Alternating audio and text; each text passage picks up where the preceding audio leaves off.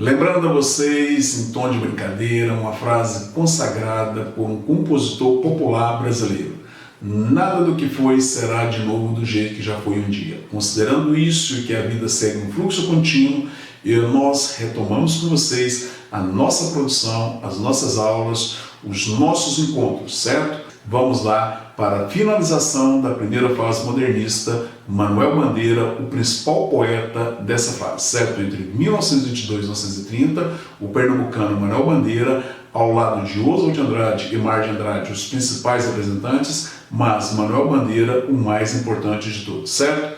Vamos então agora à obra dele, observando os aspectos de sua vida que refletem, que impactam na obra. O pernambucano, nascido em Recife, esse ponto aparece na obra: a infância na casa do avô, as recordações, as reminiscências, as lembranças, a nostalgia de uma vida bonita, de um paraíso perdido, é uma marca, uma constante na obra de Manuel Bandeira. A mudança para o Rio de Janeiro, a matrícula na Faculdade de Arquitetura e a descoberta da doença, da tuberculose, outra marca que vai aproximá-lo da produção romântica, da poesia romântica. Nós temos a saudade da infância e a doença, a tuberculose. São duas características que nós encontramos em Cassimiro de Abreu e Álvaro Azevedo.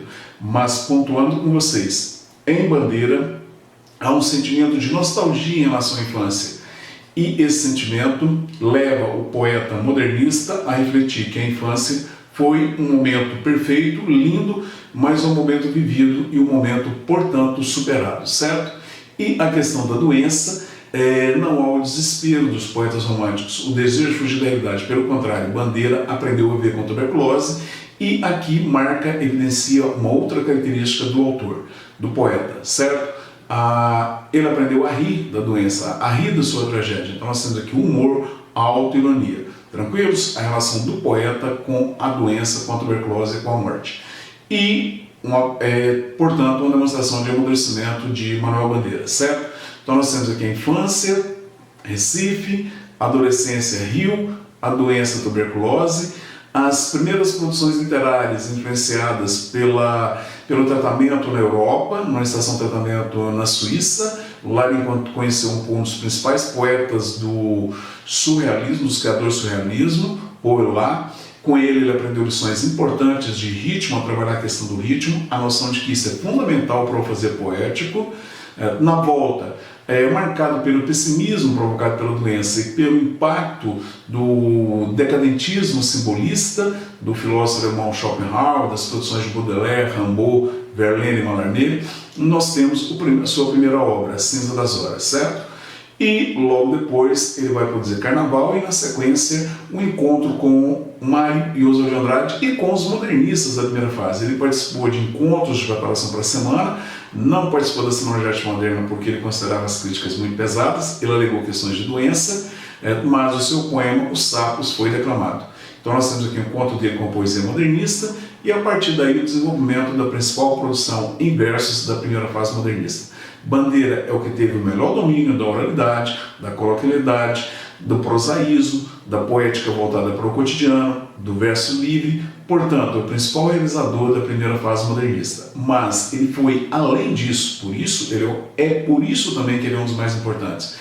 Porque Bandeira soube fazer a transição para a segunda fase, uma poesia reflexiva, uma poesia intimista, marca da segunda fase modernista, 1930-1945, e principalmente Manuel Bandeira soube desenvolver todos os gêneros, todas as formas textuais em verso, todos os gêneros textuais em verso e todas as estruturas. Nós temos o Bandeira sonetista, o Bandeira do verso livre, o Bandeira do rondó, do madrigal, das cantigas, o Bandeira da medida velha, o Bandeira da medida nova, certo? É o mais completo dos poetas da primeira fase, um dos mais importantes de toda a poesia brasileira.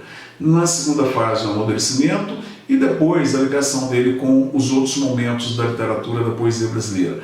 A intensificação da metalinguagem a partir de 45 e o contato com as experiências do concretismo para finalizar a sua obra, certo? Então nós temos aqui em Manuel Bandeira a principal realização da produção poética em verso na primeira fase modernista. Observado com vocês já nessa aula a produção poética de Manuel Bandeira, o lirismo do cotidiano, o mais completo dos poetas da primeira fase, um dos principais de todo o modernismo, Manuel Bandeira iniciou sua produção anterior à Semana de Arte Moderna, aquele período que nós vimos lá, os antecedentes da semana. Suas duas primeiras obras, Cinza das Horas e Carnaval. Cinza das Horas, 1917, o decadentismo, a poesia cinzenta, marcada pela influência do filósofo alemão Schopenhauer, do decadentismo simbolista, certo? Nós teremos a leitura de um texto desse livro. Temos no poema Desencanto, do livro Cinza das Horas, um exemplo típico do pessimismo decadentista que marcou o simbolismo no final do século XIX, início do século XX, na obra de Bandeira. E esse impacto também tem a ver com o impacto da sua doença, da descoberta da doença, certo? Então nós temos aqui na fase inicial do primeiro livro a influência do decadentismo, da poesia decadentista, do pessimismo que marcou o simbolismo no final do século XIX e início do XX. Vamos lá, a leitura. Desencanto. Eu faço versos como quem chora, de desalento, de desencanto. Fecha meu livro, se por agora não tens motivo nenhum de pranto. Meu verso é sangue, volúpia ardente, tristeza esparsa, remorso vão. Dói-me nas veias, amargo e quente, cai gota a gota do coração. E nestes versos de angústia rouca, assim dos lábios a vida corre, deixando um acre sabor na boca. Eu faço versos como quem morre. Manuel Bandeira, Cinza das Horas. E já ressaltando com vocês que 2 anos depois, no livro Carnaval, já viu o poema Os Sapos, o poema Bacanal. Então são poemas já próximos do modernismo na sua primeira fase. Tranquilo, meninos? Nós temos aqui um momento único de pessimismo influenciado pelo decadentismo, certo? No mais, é um poeta modernista, ok? Vamos lá então. Depois, na sequência de 1919, já em contato com o modernismo paulista, nós temos o livro Carnaval, a primeira manifestação claramente modernista em verso no Brasil. No livro nós temos o poema O Sapo, poema declamado na Semana de Arte Moderna. Os sapos. Enfunando os papos saem da penumbra aos pulos os sapos. A luz os deslumbras. Os sapos, papo, tem muito papo, pouco conteúdo. É deslumbrado pela luz, pelo sucesso fácil. Em ronco que a terra berra o sapo boi. Meu pai foi à guerra, não foi, não foi. A referência ao Olavo Bilac. O pai de Olavo Bilac foi herói da Guerra do Paraguai.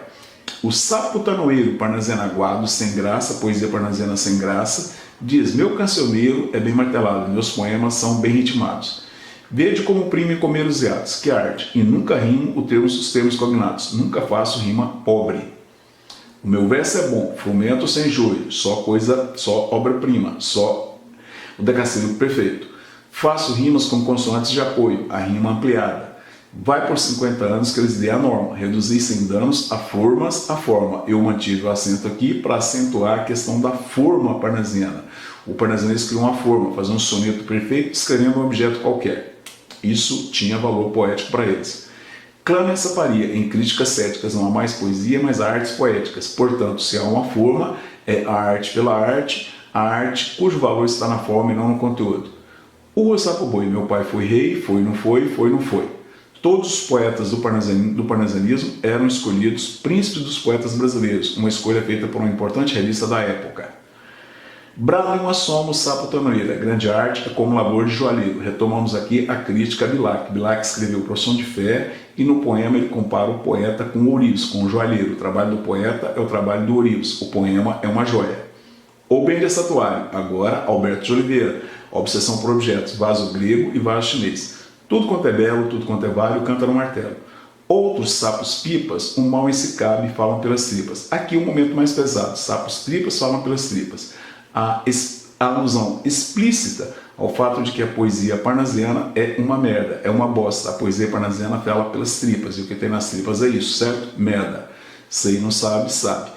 Há um finalzinho aí que eu omiti, porque não interessa a nós aqui no momento. Então nós temos aqui, o poema causou grande impacto, porque o público da época sabia que a crítica era feita ao parnasianismo. E Olavo Bilac era o ídolo da intelectualidade conservadora do Brasil da época, certo? Portanto, houve uma reação negativa ao poema, a declamação foi marcada por uma grande zoeira e acabou se tornando um dos pontos altos da Semana de Arte Moderna. Tranquilo, meninos?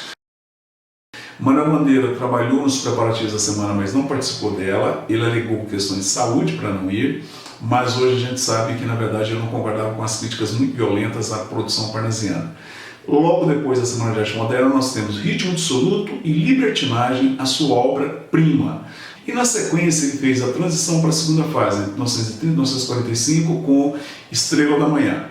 Então nós temos aqui já um poeta agora reflexivo, um poeta voltado mais para o eu, uma poesia mais intimista, reflexiva, marca das tensões entre 1930 e 1945. E Bandeira extrapolou também a segunda fase, trabalhando características, nós observaremos depois em João Cabral Bueno Neto, a metalinguagem, e se aproximou das produções concretistas, a primeira das vanguardas contemporâneas da poesia brasileira. Manuel Bandeira é, portanto, o primeiro grande poeta do modernismo e um dos maiores poetas da nossa literatura. Nós observamos com vocês alguns poemas para observar essa evolução da sua produção em verso, dos seus poemas, da sua produção poética. Tranquilo, meninos? Vocês verão aí a leitura e a análise de alguns poemas dele, certo? Vamos lá então. O poema Poética é a profissão de fé da poesia modernista na primeira fase. É o poema que resume as características, as propostas, a perspectiva da poesia modernista. Vamos lá? Poética. Estou farto do lirismo comedido, do lirismo incomportado, do lirismo funcionário público com livro de ponto, expediente, protocolo e manifestações de apreço ao senhor diretor. Estou farto do lirismo que para e vai averiguar no dicionário o cunho vernáculo de um vocábulo. Abaixo os puristas. Todas as palavras, sobretudo os barbarismos universais. Todas as construções, sobretudo as sintaxes de exceção. Todos os ritmos, sobretudo os inumeráveis. Nessa primeira parte do poema, nós temos aqui a noção de ruptura com o parnasianismo. O modernismo da primeira fase bate no parnasianismo, os mestres do passado, como denominou Mar de Andrade. Certo? Então, olha aqui, estou farto do lirismo comedido, estou farto da impassibilidade, da ausência de emoção do parnasianismo. O lirismo comportado, funcionário público, cheio de regras, certo? O lirismo da linguagem buscada, que para e vai averiguar no dicionário com o vernáculo de um vocábulo. Aqui nós temos uma ironia, porque o autor critica a linguagem buscada, mas ele usa de linguagem buscada. Os termos aqui são pouco usuais, certo? Com o vernáculo de um vocábulo, por exemplo. Abaixo os puristas, o purismo aqui é o purismo da língua. Então, abaixo aqueles que buscavam o purismo da língua, um suposto purismo da língua portuguesa no Brasil. E que consideravam que a língua portuguesa do Brasil era uma língua vulgar. Tranquilos? E na sequência a proposta da liberdade. Todas as palavras, sobretudo os barbarismos universais. Barbarismo aqui inclui estrangeirismos. As sintaxes de exceção, os ritmos, sobretudo os numeráveis, verso livre, verso branco, estrofação livre. Segunda parte do poema. Estou farto do lirismo namorador, político, raquítico e ciprítico. Aqui é uma crítica à poesia romântica, imatura, a poesia imatura, de todo lirismo que captura o que quer que seja fora de si mesmo. De resto, não é lirismo. Será contabilidade, tabela de cossenos, secretário do amante, exemplar com 100 modelos de cartas e as diferentes maneiras de agradar as mulheres, etc. Será algo meramente formal, sem espontaneidade. Aqui nós temos esse aspecto da não espontaneidade. O modernismo se propôs a resgatar a espontaneidade da arte, a espontaneidade da linguagem, a espontaneidade da poesia, a espontaneidade da literatura. Terceira parte do poema. Quero antes o lirismo dos loucos, o lirismo dos bêbados, o lirismo difícil e pungente dos bêbados, o lirismo dos claus de Shakespeare. Não quero mais saber do lirismo que não é libertação. Então nós temos aqui, lá no início, a crítica ao parnasianismo, a crítica aos aspectos negados pelo autor, pelo poeta, pelo eu poético, e no final, aquilo que ele propõe. Qual é a proposta literária dele? O lirismo dos loucos, a liberdade plena, trazida pelo futurismo, expressionismo, dadaísmo, surrealismo. Expressionismo. Poema tirado de uma notícia jornal, um poema de Manuel Bandeira, em que fica bem visível o caráter antilírico, o caráter apoético da poesia, da literatura da arte. Poema tirado de uma notícia jornal. João Gostoso era carregador de feira livre e morava no Morro do Babilônia, num barracão sem número. Uma noite, ele chegou num bar 20 de novembro, bebeu, cantou, dançou. Depois se atirou na Lagoa Rodrigo Freitas e morreu afogado. Manuel Bandeira. O primeiro ponto do expressionismo no poema de Bandeira é na questão estrutural. Nós temos aqui agora o expressionismo na sua forma radical, a ruptura com a arte acadêmica, os versos livres, a incorporação da linguagem falada, chegou no... Então nós temos aqui o expressionismo nas manifestações mais radicais, em que a liberdade é uma ordem, assim como no futurismo.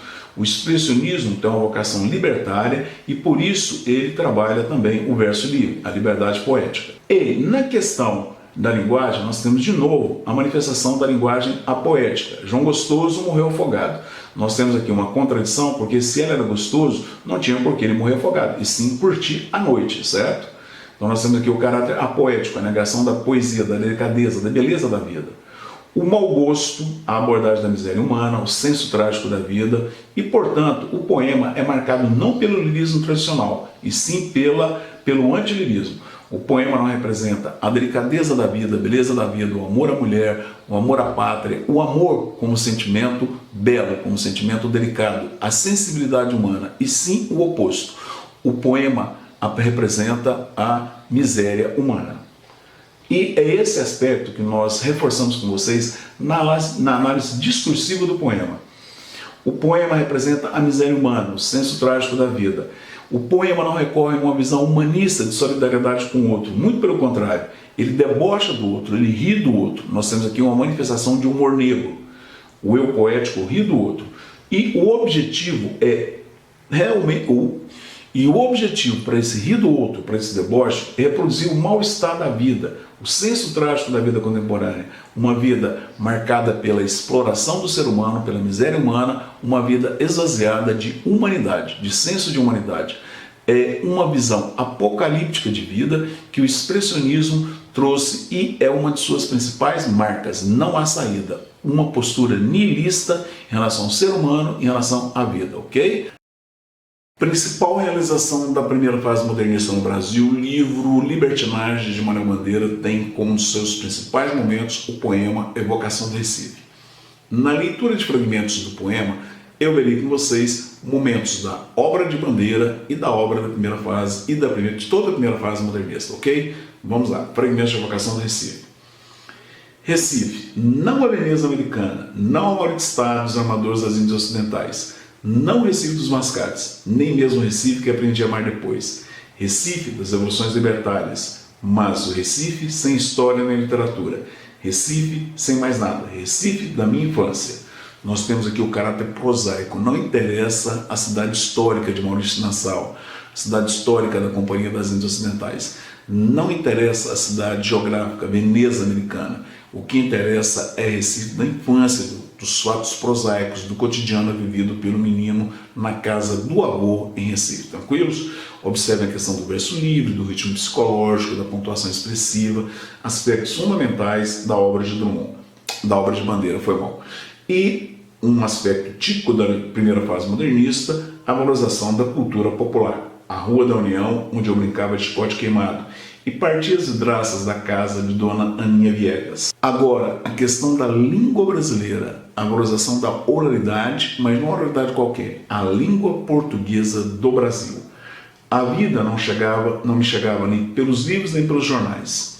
Vinha da boca do povo, na língua errada do povo, língua certa do povo. Porque ele que fala gostoso o português do Brasil, ao passo que nós o que fazemos é macaquear a sintaxe lusíada. A vida com a porção de coisas que eu não entendia bem, terras que não sabia onde ficavam. Então nós temos aqui a questão da língua portuguesa do Brasil. Bandeira é um dos principais formadores dessa língua no modernismo, um dos principais pontos da construção da identidade cultural brasileira está na obra dele, e ele intensifica isso aqui, a língua certa do povo, a língua errada do povo. E, para a gente fechar, a leitura, a vida com a porção de coisas que eu não entendia bem. Terras que não sabia onde ficavam, a valorização da infância, a infância do autor na casa do avô, a saudade, a nostalgia. Diferente dos poetas românticos que queriam voltar a viver a infância. Recife, Rua da União, a casa de meu avô, nunca pensei que ela acabasse. Tudo lá parecia impregnado de eternidade. Recife, meu avô morto, Recife bom, Recife brasileiro como a casa de meu avô. Então nós temos aqui nesses fragmentos do poema Evocação do Recife, os aspectos pessoais autobiográficos, a infância na casa do avô, o sentimento de nostalgia, a certeza de que foi um momento bom que passou, que ele viveu e que se foi, ao contrário dos românticos, que queriam viver a infância, e um aspecto formal, a questão da liberdade, toda a liberdade poética que Bandeira fixou entre nós. E, voltando, esse poema há um aspecto muito importante que é a questão da língua portuguesa do Brasil, a construção da nossa língua literária. Tranquilo, meninos? A partir de 1930 a arte se modifica e o primeiro ponto de modificação é que ela passa a tratar mais os conflitos pessoais, deixando de lado o caráter meramente prosaico, o caráter nacionalista, ela se volta mais para o eu. Esse é o primeiro ponto a partir de 1930, a poesia de caráter reflexivo. E em função disso, e sabendo que Manuel Bandeira fez essa transição, soube fazer essa transição, que não ocorreu com sucesso ou com a produção mais exitosa, de grande qualidade, como Mário de Andrade e Oswald de Andrade, Manuel Bandeira sim, soube passar, soube mudar de fase, soube passar. Nós teremos para ilustrar 2 poemas de caráter reflexivo da obra de Manuel Bandeira em sua produção pós primeira fase modernista, certo? Nós leremos e analisaremos 2 textos, os textos Momento no Café e Consoada. São 2 poemas que ilustram a poesia reflexiva, a poesia intimista de Manuel Bandeira, já presos à segunda fase modernista, 1930 a 1945, ok?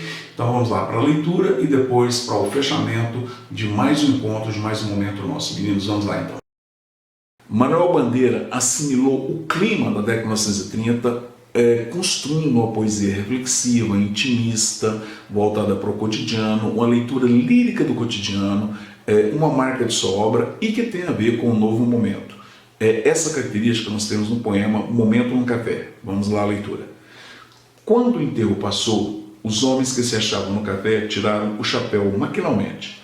Saudavam o morto distraídos. Estavam todos voltados para a vida, absortos na vida, confiantes na vida. No entanto, se descobriu num gesto largo e demorado, olhando o esquife longamente. Este sabia que a vida é uma agitação feroz e sem finalidade, que a vida é traição, e saudava a matéria que passava, liberta para sempre da alma extinta.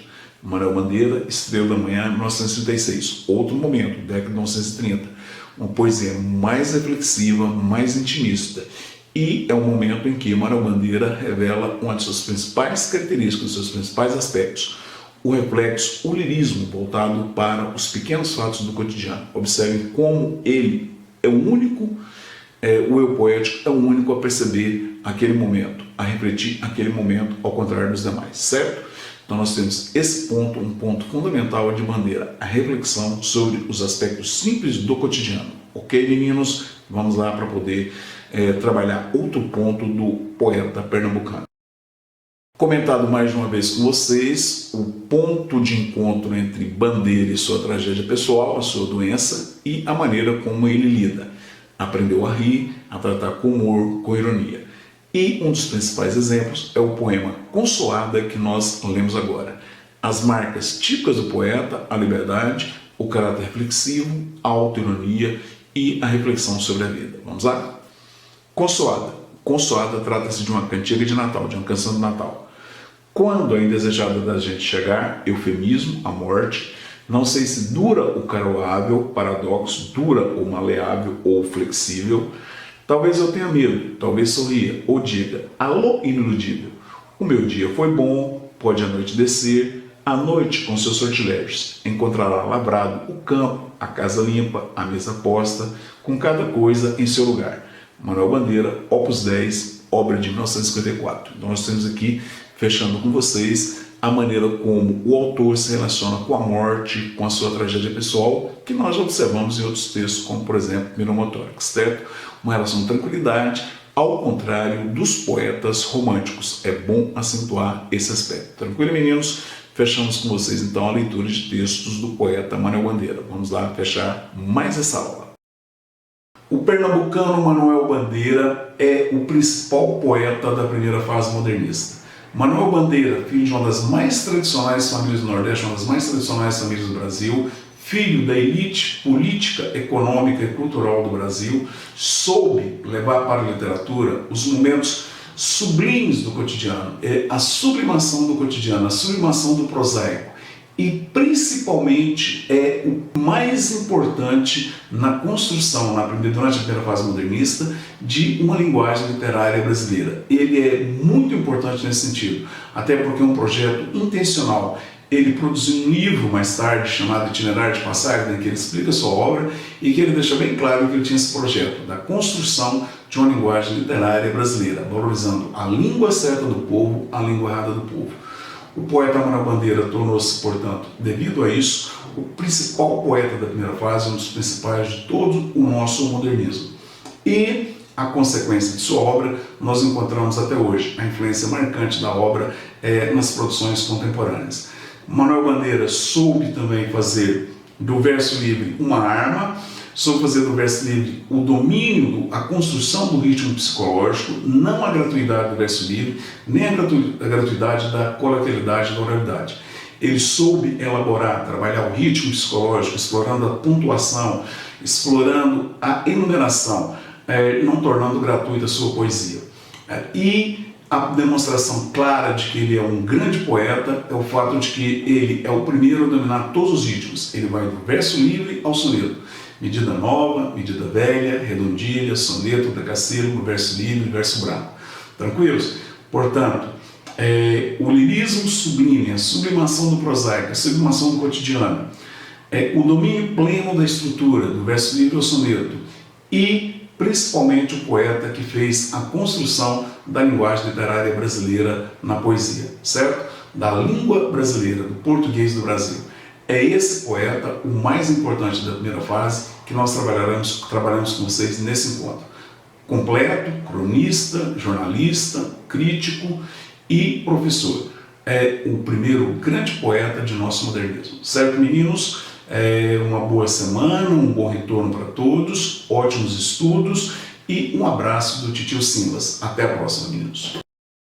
Meninos, meninas, vamos lá agora a leitura do poema O Bicho, de Manuel Bandeira. E vocês já perceberam claramente na leitura qual é o motivo da escolha desse poema.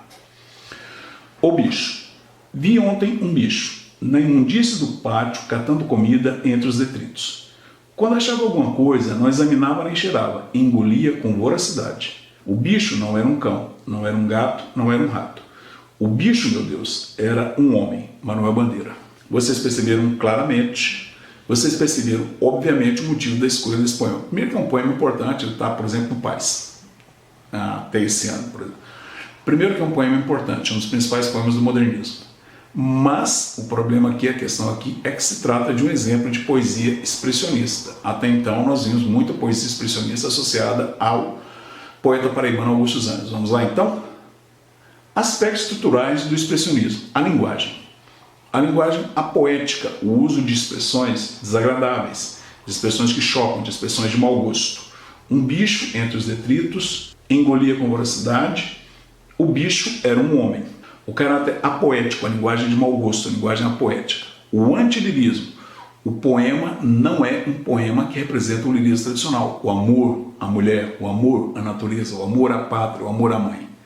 Mas trata-se de amor. É a solidariedade do eu poético para com o miserável, para com a miséria humana, certo?